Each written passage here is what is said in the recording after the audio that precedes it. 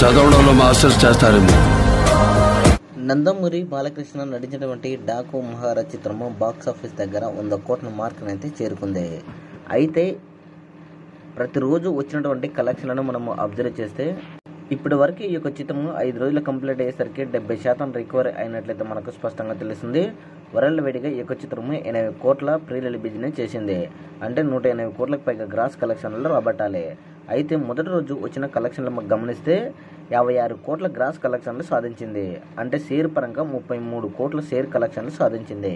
ఇక రెండవ రోజుతో పోలిస్తే 45 కోట్ల షేర్ కలెక్షన్లు, గ్రాస్ పరంగా 74 కోట్ల గ్రాస్ కలెక్షన్లు సాధించింది.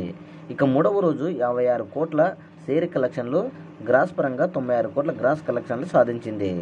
ఇక నాలుగవ రోజు ఈ యొక్క చిత్రము బాక్సాఫీస్ దగ్గర 105 కోట్ల రేంజ్లో గ్రాస్ కలెక్షన్లు సాధించినట్టు అఫీషియల్ కూడా ప్రకటించారు.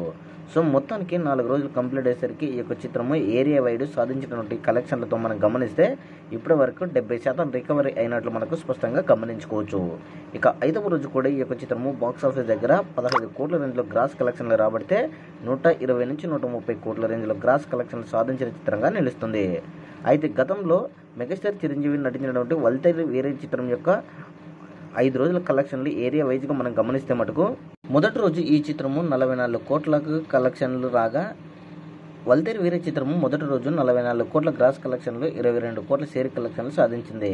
ఇక రెండవ రోజు ఈ యొక్క చిత్రము 22 కోట్ల గ్రాస్ కలెక్షన్లు రాగా 11 కోట్ల రేంజ్ల షేర్ కలెక్షన్లు సాధించింది. ఇక మూడవ రోజుతో పోలిస్తే 8 కోట్ల రేంజ్ల షేర్ కలెక్షన్లు, 19 కోట్ల రేంజ్లో గ్రాస్ కలెక్షన్లు సాధించింది. ఇక నాలుగవ రోజుతో పోలిస్తే ఈ యొక్క చిత్రము 8 కోట్ల రేంజ్లో గ్రాస్ షేర్ కలెక్షన్లు, అదేవిధంగా 17 కోట్ల రేంజ్లో గ్రాస్ కలెక్షన్లు సాధించింది. మొత్తానికి ఈ యొక్క చిత్రం కూడా 4 రోజులు కంప్లీట్ అయ్యేసరికి దాదాపుగా 95 కోట్ల రేంజ్లో గ్రాస్ కలెక్షన్లు సాధించింది. ఇక 5వ రోజుతో పోలిస్తే ఈ యొక్క చిత్రము 110 కోట్ల రేంజ్లో గ్రాస్ కలెక్షన్లు సాధించింది. మొత్తానికి ఈ 2 సినిమాల యొక్క కలెక్షన్లపై మీ అభిప్రాయాన్ని కామెంట్ కూడా తెలియజేయండి.